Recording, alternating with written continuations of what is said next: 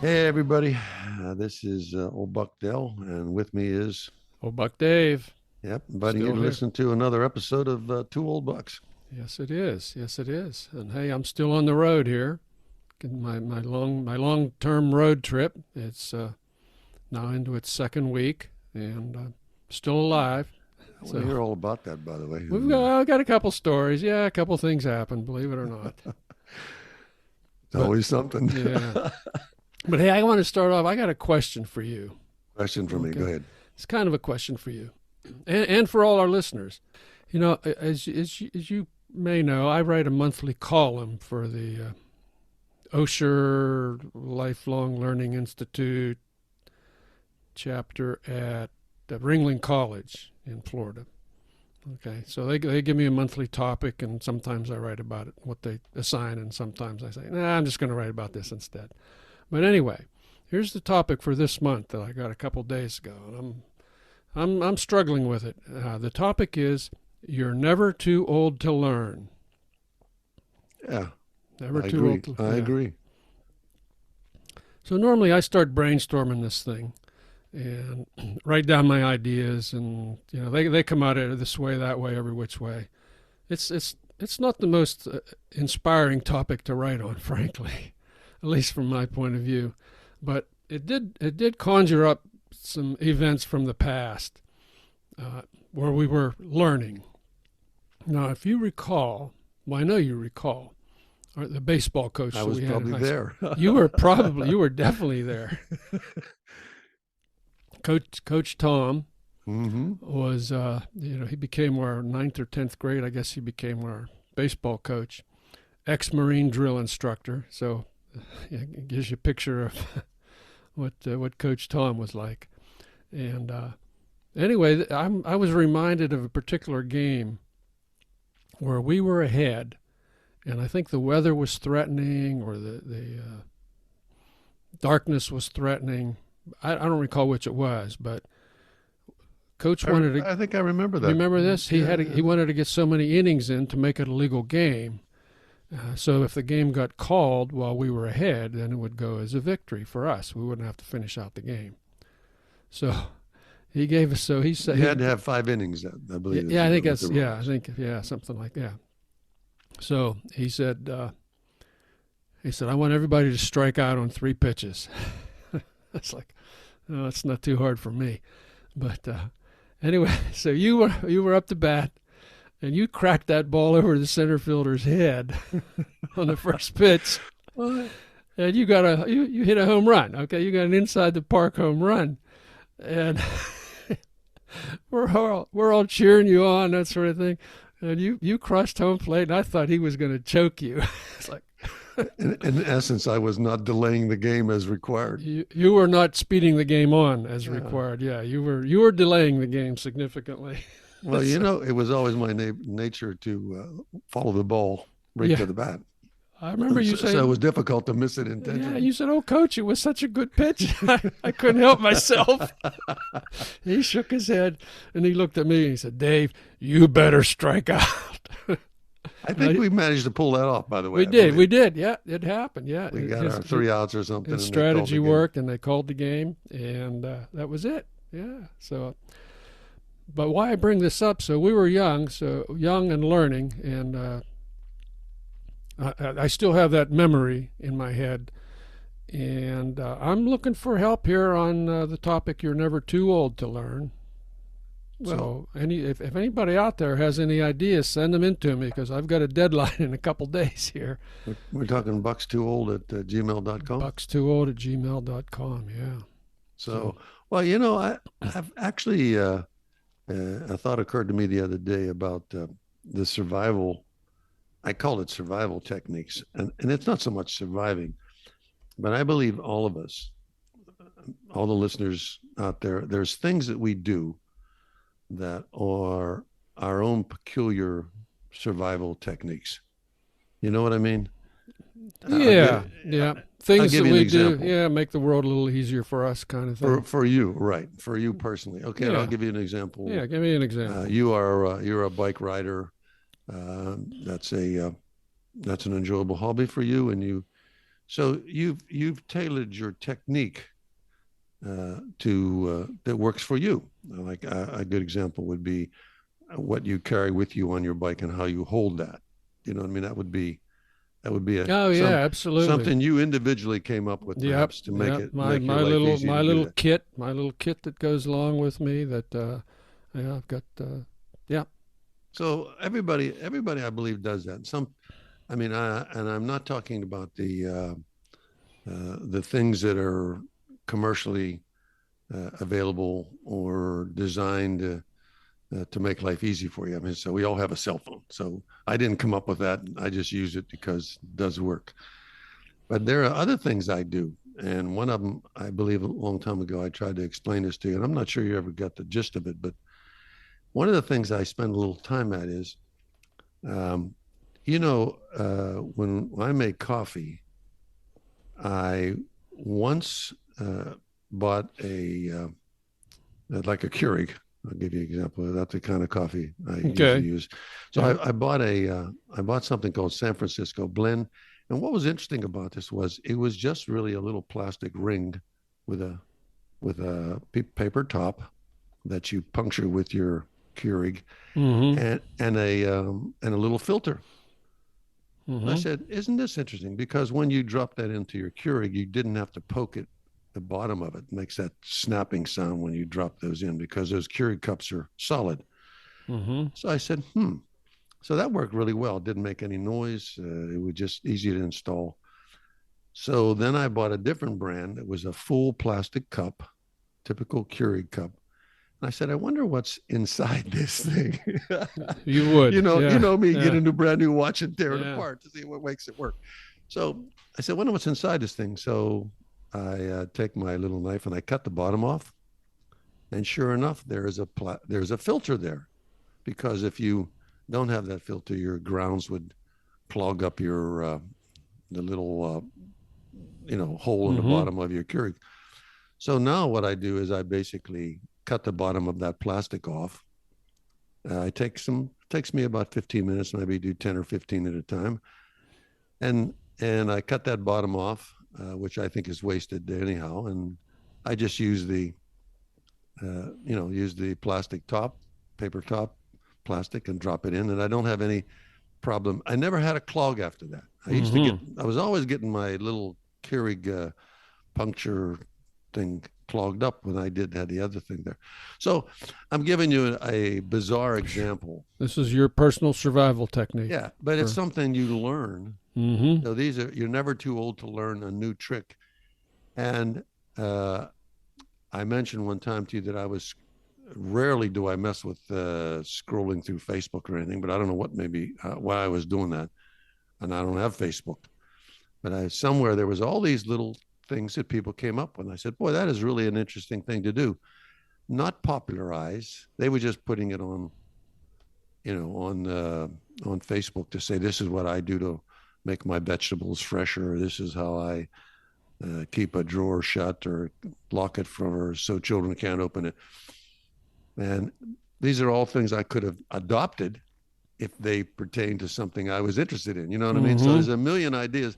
There's the folks listening to us now have done all this. They've got all their little tricks. How they operate their car or what they do, where they park it. All these things are something they do that they feel works for them. So you're Mm-hmm. never too old to learn. Never too old to learn if you pay There's a million attention. tricks out there that aren't commercialized, Okay. and That's. the ones that are may or may not be successful. So Yeah. Yeah. you're never too old to learn all kind of Yeah. tricks. You learned how to use GarageBand. Go figure. Yeah. Boy. Oh boy. Who'd have guessed? Well, I'm not That's a, sure. I'm not sure. I don't. Yeah, I don't use it well, but I use it. I guess. but you figured it out. I mean, Figured it out. yeah, Yeah. you Yeah. definitely learned all that. Yeah. So Yeah. Yeah. I thought about you this weekend and your K cups because we were, this continuing road trip. We spent the last weekend at Skinny Atlas on the Finger Lakes in western New York with friends, another couple, and we had Keurig coffee makers in the rooms. So I thought, man, I thought, gee, should I should I save these used K cups for Dell here? No, I didn't, by the way. I know. I did But not. you'll never look at a K cup again and wonder Well, what's yeah, in the bottom. your face is on there. Absolutely, Once you yeah. put it in the machine and you puncture that, they hear that click click or those two holes being put into. You'll Hmm. say, I wonder if I cut the bottom off of that and see what it looks Yeah, like. yeah.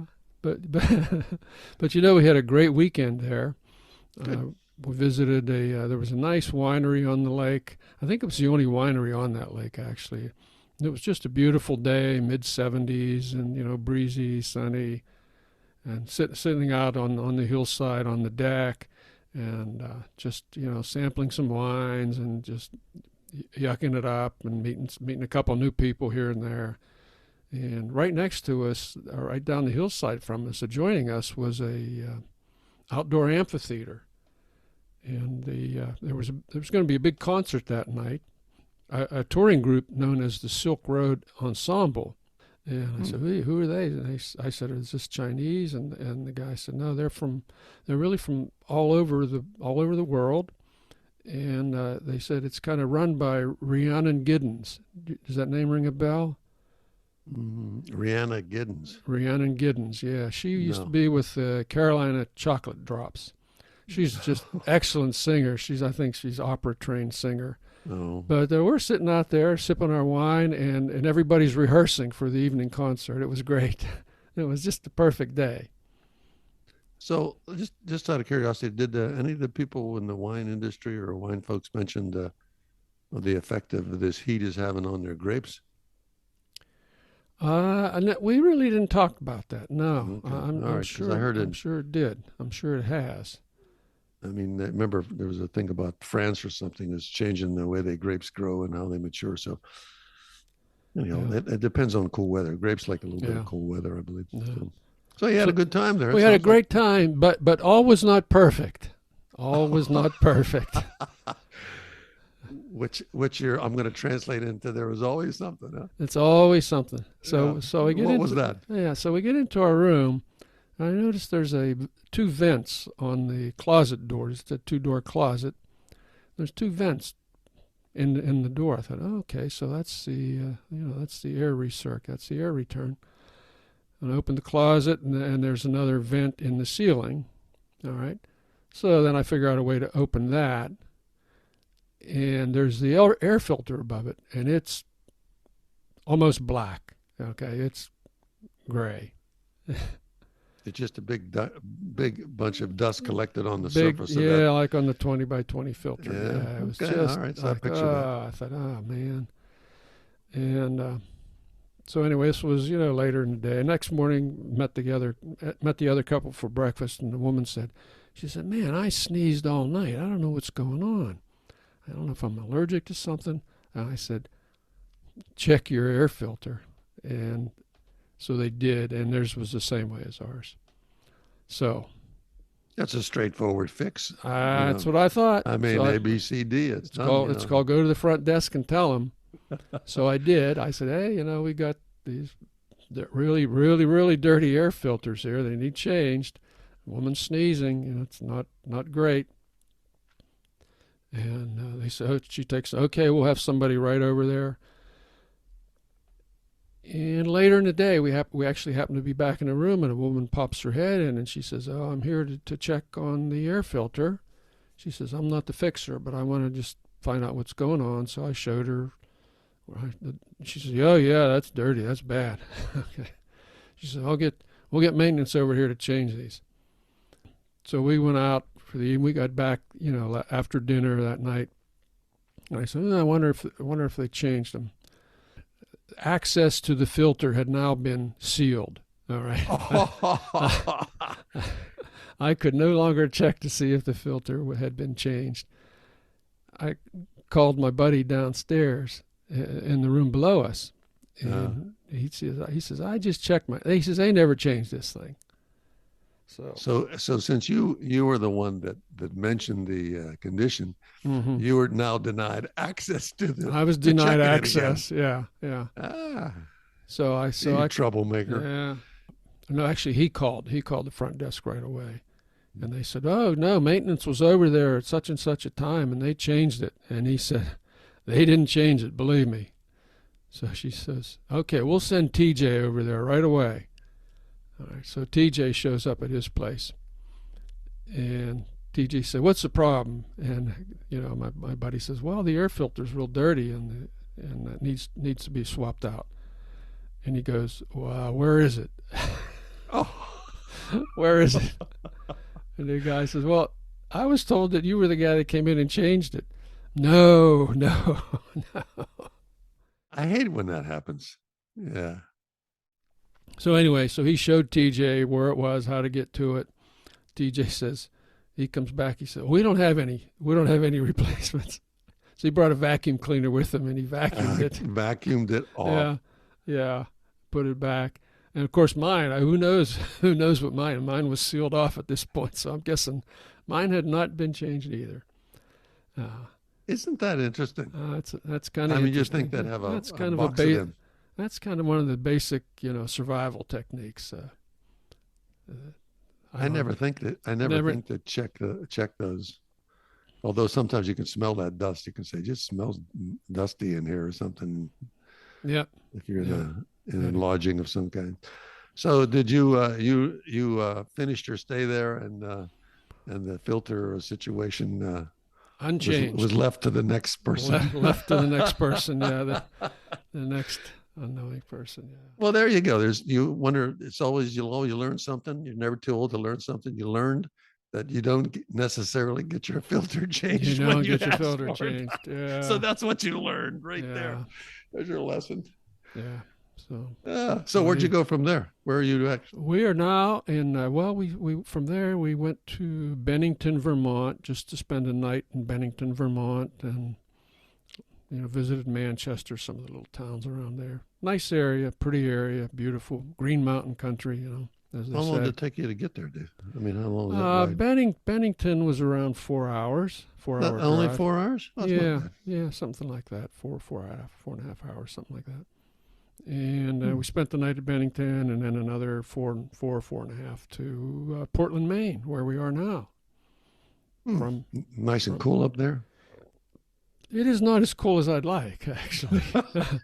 Do you need a jacket during the day? Probably not. Then You do not. No, it was like 86, 87 yesterday. Just unseasonably hot up here, like everywhere in the Northeast, it seems. Yeah, but it's funny. We drove around. We went to one of the coves, Black Cove on the water, of course, and the car said 76 degrees, and it was really big breezy. It just felt perfect.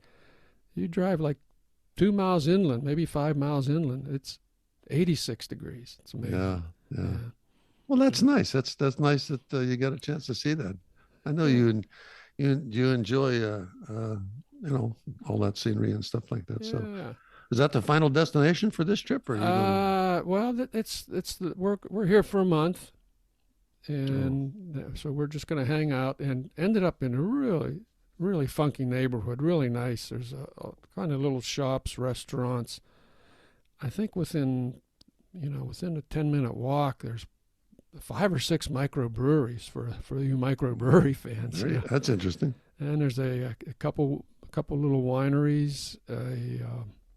There's a kombuchery. What a kombuchery is, they make the hard kombucha. Make hard and soft kombucha. The fermented my wife drinks kombucha, so I know it's some kind of a digestive assistance or something. I don't know. So and best of all, 2 bike shops. 2 bike shops within 3 blocks of me. That's unbelievable. Do you have your bikes with you? Do you have your bike? I have a bike with me. Yeah, I brought a bike. I brought my gravel wheels. So I got a couple rides in already. Is that the folding one? Is that the one that's like? No. I sold that bike. Bike. That bike is now happily riding around the country.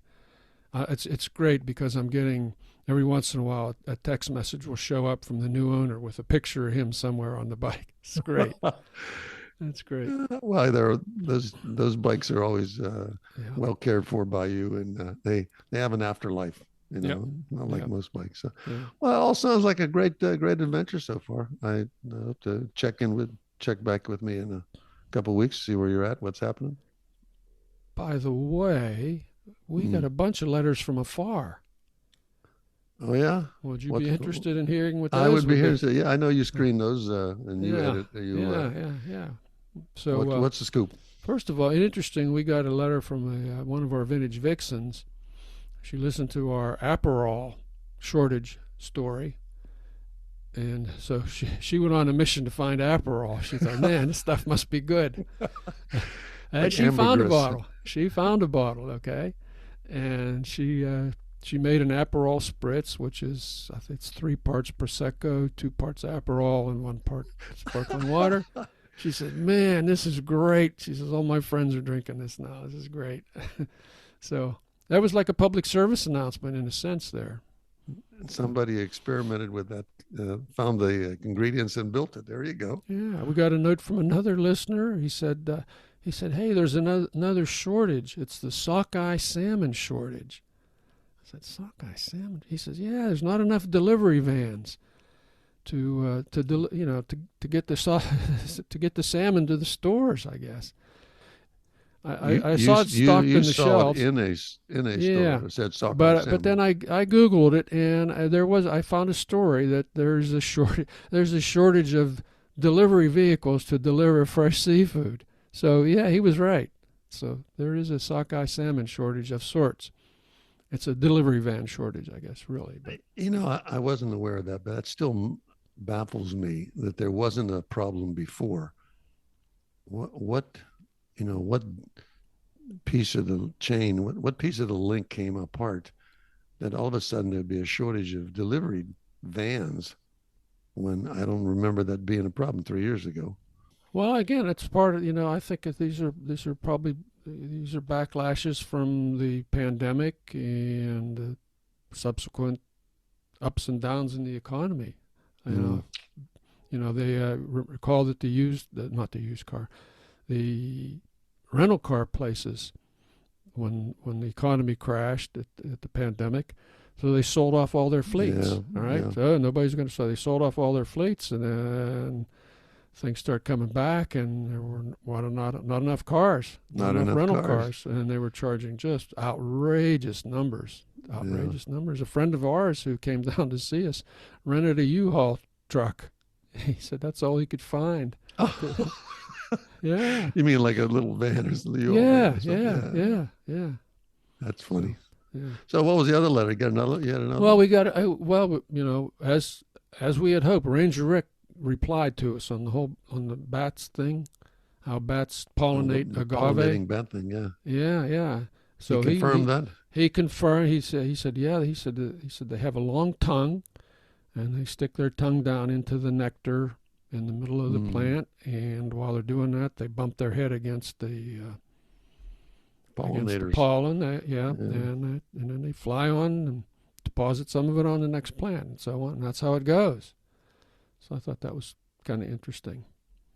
Well, he's that's one listener that's very technically oriented, Yeah, and he always yeah, researches something. Yeah, thanks, Ranger Rick. yeah. That whole agave thing and bat thing spurred me on to go to a Mexican restaurant at Skinny Atlas.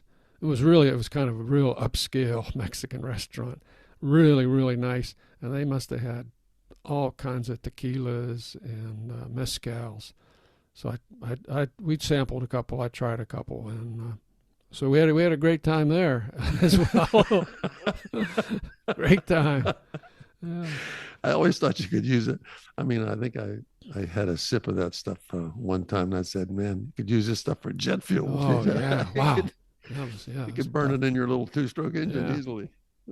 Yeah. So hey, by the way, so Ranger Rick also took the time to comment on my rant about Florida using opening teacher positions to veterans with Oh, not, only so many college credits and that sort of thing.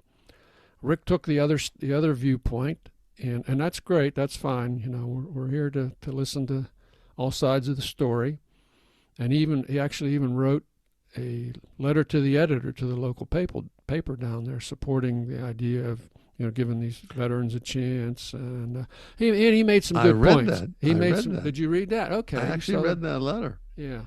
So he made some good points. He's not convinced me, frankly, but he gave me some good things to think about there. So it's I'm not so one sided on it. Well, you know, I read that, and basically, I'm thinking if you offer an invitation to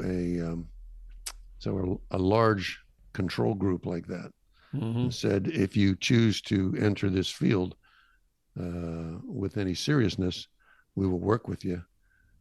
I think it's not a bad option. You know what I mean? If you said, okay, all the NFL football players who retire and want to become coaches, even though you don't have the degree, if you're willing to do these things and let us know you're interested, we'll work with you. So it could be it could be an alternative method of It could be. I basically yeah. feel So that we still I'll have give it. we set the standards too low. We set the bar way too low in this country. But Well, that's true too, but still, we need yeah, some warm bodies. You got to have some warm we need bodies some in there warm to do bodies. something. Yeah, Unfortunately, yeah. So we'll see. It'll be a good experiment. We'll see what happens here. I mean that's what when they hired me, they said we'll take what we can get. Yeah.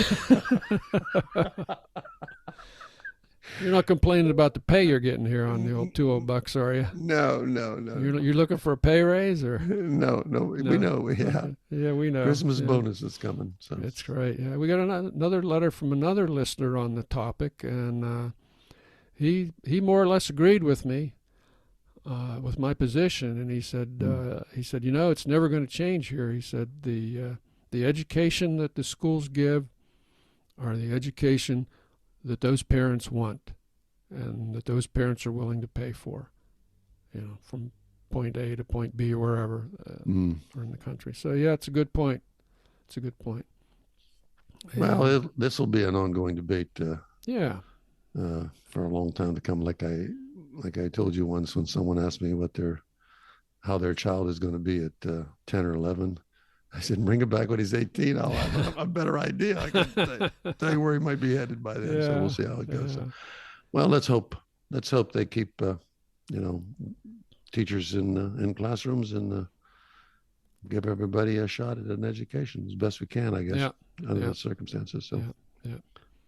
when we meet in person, and we always have in person, we never brought any kind of an agenda to the table, just something we'd always did. We'd sit down and run the gamut of all kind of topics, and anything I came up with, you would just listen to. I would listen. Shake my head. Yeah. I wanted to tell our listeners out there that we've talked about books and stuff like that, and I you were mentioning the book not too long ago, and I showed some interest in that particular author, which was give me the name of the author. Kurt Vonnegut book? Yeah, Kurt Vonnegut. Yeah, Kurt Vonnegut, who is really, I mean, if you're not a fan of his, you're not a fan of his. But if you appreciate his kind of thinking, and my book buddy saw that I cared about that. Yeah. I was interested in it, and lo and behold, after about a week and a half, 2 weeks after we talked about it, a copy of that book appeared at my door, and I am currently enjoying it now. Wow, that's great. Well, I will give wonderful. I'll give you a report on that right now. So but it is really funny. Yeah. So have you started it or? Oh yeah, I'm at about 100 page 120 or something like that. So what do you think so far? Talk to me. Well, Talk to me, baby. Well, there's some real life. I mean, there's some real life stuff there. I mean, he wrote about a situation way back in '86, I think that might have been. Yeah. And the personalities, the characters, I mean, they still exist today. Yep. Yeah. And there was one situation where one of his characters was getting aged and had some age-related illnesses, and the way he described that, and I said, nothing's changed. Yeah. I mean, he had that so accurate, and I've seen the same situations, develop. Yeah. And I said, I can't wait to tell my book buddy. So I probably should tell everybody that my real book buddy is you. You did that for me, and I'll thank you publicly. I did it for you. Yeah. I appreciate that. It was a pleasure. Anyhow, I'll let you know. We'll do a little report when I get finished that. All right. That sounds good. Kurt Vonnegut and Galapagos. It's called Galapagos. Yeah, I had I had some other thoughts. Did you notice the situation with the water? Remember, I told you uh, that water is Lack going of to, lack of water. the lack of it and too much of it is going Oh to, boy, I'm telling you, Kentucky. that's going to be a Wow. big, big issue. And you saw what happened to those folks down there. Oh Someone asked man. me, said, why is that like that? I said, because there's always a river, and not far from that river or creek or whatever is some homes, and not far from there on the other side of that is a railroad track. So it kind of duplicates itself in all those valleys. So when that river or that creek or whatever decides to get up about 12 feet, that's what Mm-hmm. happens. Yeah. I think the whole thing was exacerbated by the long-term mining, coal mining in the area. Whatever, So it just, whatever. it just rolls down the hills, rolls down in the valley into the river valley there, into the river, and phew, that was just terrible. And it's apparently not So over. I don't want to be right about this, but I really believe that water is going to be the key, either lack of it or too much of it. Drinking water or whatever, Yeah, aging pipes. Um, that's us, aging hey, pipes, baby. Trying to keep it so light here. anyhow, all right. Well, I don't want to go down that hole because Okay. I've already said that before, and I don't, and that's enough. But just keep an eye on those things. You'll see what's happening. Where I am right now, we get pretty much showers every afternoon, so we're in good shape water-wise. Everything's green, plenty Mm-hmm. of ponds. Yeah. So anyhow, Dave, listen, I want to wish you continued excitement on your adventure, and please check in with me. And I'm thinking old Buck Dale is about ready to say thank you to the listeners for joining us on our conversation. And till next time. That's right. It has been a pleasure as well, and I will certainly keep you advised of my road trip here. Any exciting adventures that come my way, I'm happy to share with you. So until that time, take care, everybody. See you. Talk to you. Won't see you, but we'll talk to you next week. Bye bye.